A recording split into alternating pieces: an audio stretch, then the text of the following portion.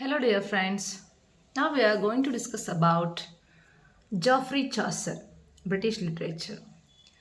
Geoffrey Chaucer 1340 to 1400. He was born between 1340 to 1345 probably in London. His father was a prosperous wine merchant. In 1357 he was a page in household of Elizabeth de Burgh, Countess of Ulster, wife of Prince Lionel. He was captured by the French during the Brittany expedition of 1359 but was ransomed by the king. Edward III later sent him to France on a diplomatic mission. He also traveled to Genoa and Florence. Around 1366, Chaucer married Philippa Roet, a lady in waiting in the queen's household. Philippa's sister, Catherine Swinford, later became the third wife of John Gaunt, King's fourth son and Chaucer's patron. In 1374, Chaucer was appointed Comptroller of the lucrative London Customs. In 1386, he was elected Member of Parliament for Kent and also served as a Justice of Peace in 1389. He was made Clerk of the King's Works, overseeing royal building projects. He held a number of royal posts serving both Edward III and his successor Richard II. Chaucer lived during Edward III 1327 to 1377, Richard II 1377 to 1399, Henry IV 1399 to 1430. He was the first poet to be buried in Westminster Abbey, now known as the Poets' Corner. Arnold called him father of English poetry. In the legends of good women, the nine legends are Cleopatra, Thisbe, Dido, Ipsipyle, Medea, Lucrece, Ariadne, Philomela, Phyllis, and Hypermnestra. Dryden rewrote Canterbury Tales in modern English. He was the first national poet of England.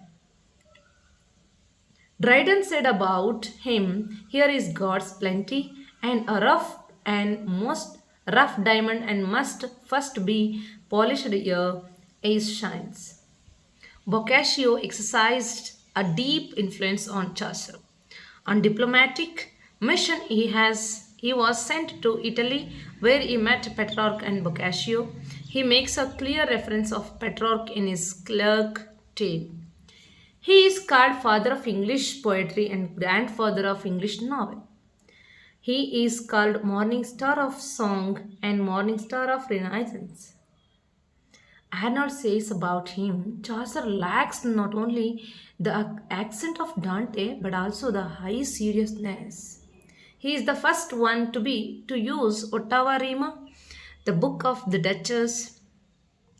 Ottawa Rima is the 8-syllable line in couplet rhyming. He first used heroic couplet in the Legends of Good Women.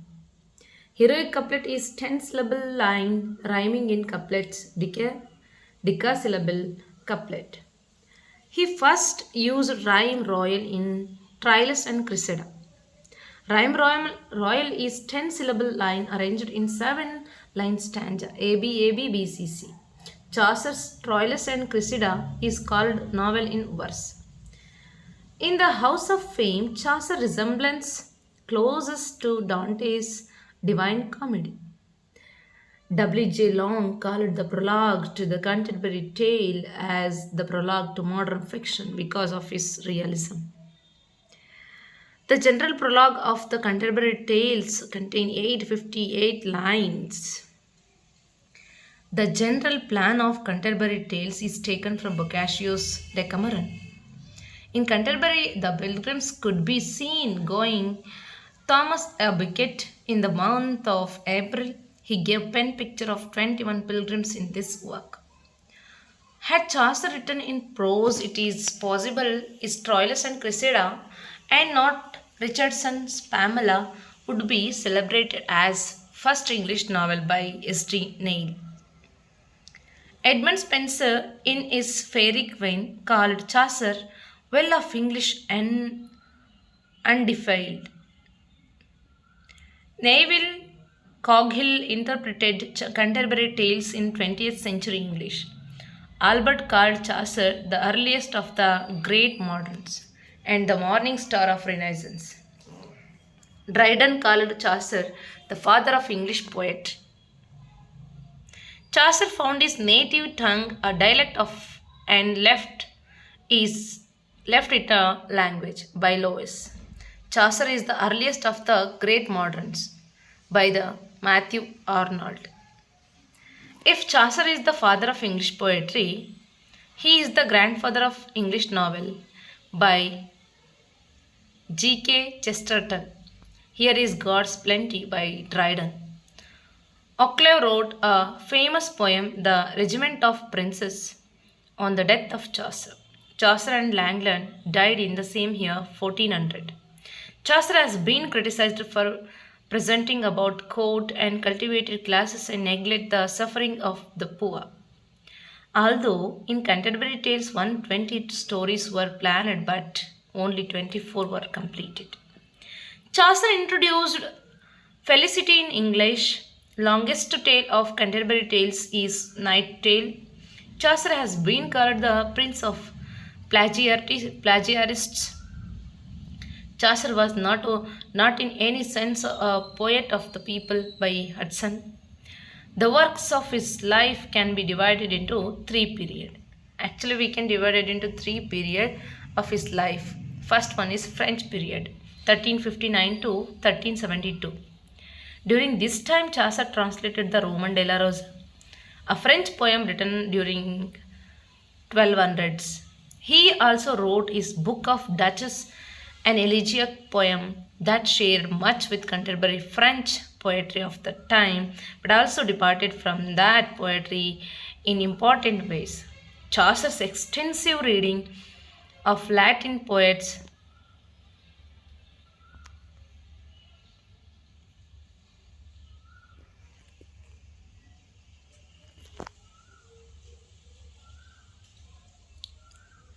such as Boethius also influenced his own work. He was influenced by French masters as Guillaume de Mauchet, Jean de Meun, and Guillaume de Loris. Roman de la Rose, The Romaunt of the Rose, 1360. This book was almost a translated version of French work Les Romans de la Rose, Jean de Meun and Guillaume de Loris.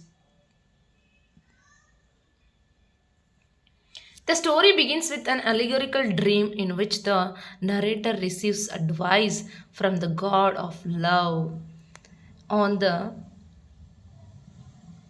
gaining his lady's favor. Her love being symbolized by a rose, he is unable to get to the rose.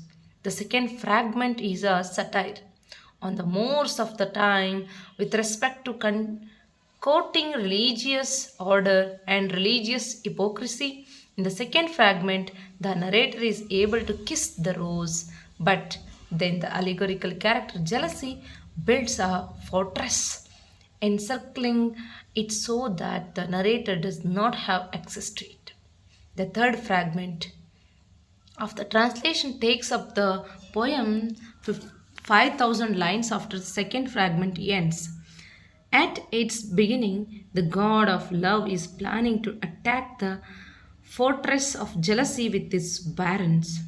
The rest of the fragment is confession given by false semblant or false seeming, which is a treatise on the ways in which men are false to one another, especially the elegy to their parishioners. The third fragment ends with false semblant going to the fortress of jealousy in the disguise of a religious pilgrims. He speaks with wicked Tunge that is holding one of the gates of the fortress and convinces him to repent his sins. The poem ends with false, blunt, absolving wicked tongue of his sins. This is all about Roman de la Rose. The Book of the Duchess, 1369. This book was also written on the death of the Duchess Blanche, who was the wife of John Gaunt, patron of Chaucer. She belongs to Lancaster. This book is an elegy and allegory in nature. It comprises 1300 lines. In this book, Chaucer used Ottawa rima for the first time. The book of the Duchess begins with a man who cannot sleep. His heavy thoughts and fantasies are so disturbing that he hasn't slept for 8 years.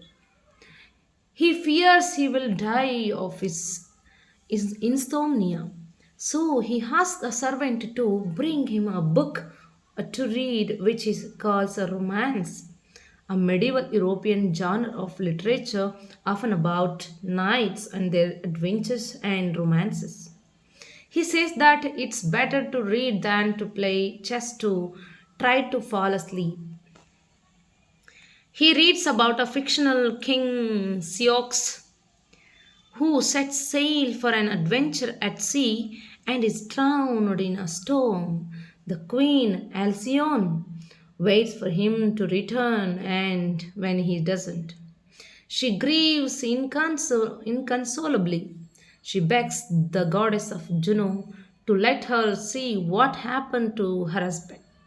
If only in a dream. She vows to give her total devotion to the goddess if she grants her wish. The goddess causes Alcyone to fall into a deep sleep and summons Morpheus, the god of sleep, to go find the king on the ocean floor, inhabit his body, and make him appear to Alcyone in a dream so that she sees that he has drowned. He does so, and Alcyone dies of grief 3 days later.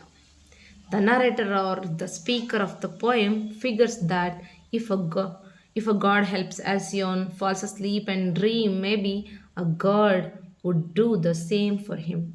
He sends a plea up to the gods that he will reward them with the most luxurious gold painted bedchamber with a bed of the finest down with the covers embroidered with the finest threads of pure gold if they will help him sleep. He immediately falls asleep and has a vivid dream. First, the narrator hears the birds singing, the sweetest symphony he is ever heard. He is lying in a room whose walls have picture of all the characters of the great European epic poems.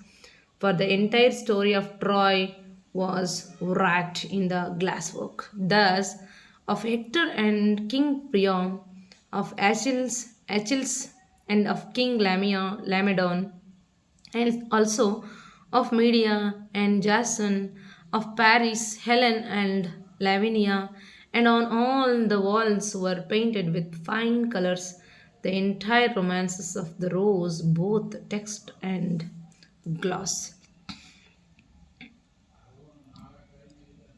Some of the other works of this period are the ABC. It is written in 8 line stanza. The Complaint into Pity. Chaucer has used first time a 7 line stanza known as Rhyme Royal in this work.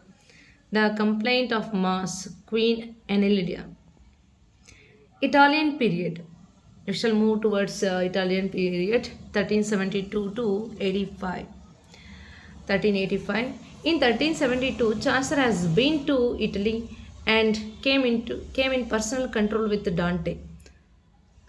Contact with Dante, Petrarch, and Boccaccio. The important works of this period are Troilus and Cressida, the Parliament of Pauls, the House of Fame, and the Legend of Goodoman. Troilus and Cressida. It is a tragic verse of romance by Geoffrey Chaucer. Composed in the 1380s and considered by some critics to be his finest work, the plot of this 8,239 line poem was taken largely from Giovanni Boccaccio's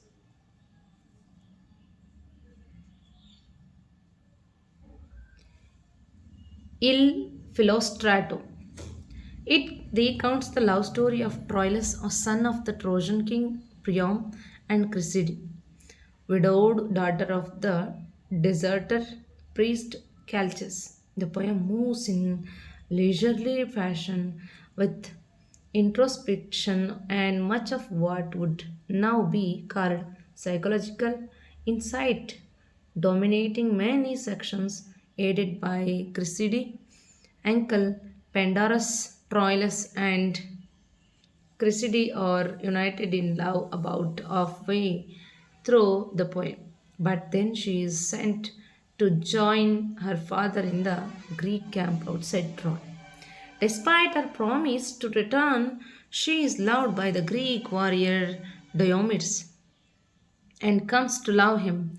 Troilus, left in despair, is killed in the Trojan War. These events are interspersed with Boeotian discussion of free will and determinism and the direct comments of narrator. At the end of the poem, when Troilus' soul rises into the heaven, the folly of complete immersion in sexual love is contrasted with the eternal love of God. Parliament of Fowls, 1382. It is a 1699 line poem in rhyme royal by Geoffrey Chaucer, written in 1380 to 1390, composed in the tradition of French romances. This poem has been called one of the best occasional verse of in English language, often thought to commemorate the marriage of Richard II to Anne of Bohemia in 1382. It describes a conference of birds that meet to choose their mates on St. Valentine's Day. The narrator falls asleep and dreams of a beautiful garden in which nature presides over debate between three high ranking girls, all vying for the attention of a beautiful female. The other birds, each of which represents a different aspects of English society, are given a chance to express their opinions. Chaucer uses this device to gently satirize the tradition of country courtly love. He handles the debate with humor and deftly characterizes the various birds. Although the debate on love and marriage is never resolved, the poem is complete in itself and ends on a note of joy and satisfaction. The House of Fame, written by Chaucer, 1380. It was written after the influence of Dante. It has resemblance to Dante's Divine Comedy. It is unfinished dream poem by Chaucer. There are three books in 2158 lines of octosyllabics. After the prologue on dreams and the invocation to the god of sleep, Book 1 says the poet fell asleep and dreamed that he was in a temple of glass where he saw depicted Aeneas and Dido. The dream moves on to deal more briefly with the other parts of the Aeneid. The poet sees an eagle that alights by him, and it is his guide through the house of fame. The eagle exam explain philosophically and at length how fame works in its arbitrary ways. The eagle departs and Chaucer enters the palace of fame where he sees the famous of both classical and biblical lore. Iolaus blows a tempest to summon up the various celebrities who introduce themselves in categories reminiscent of the souls in Dante's Divina Commedia.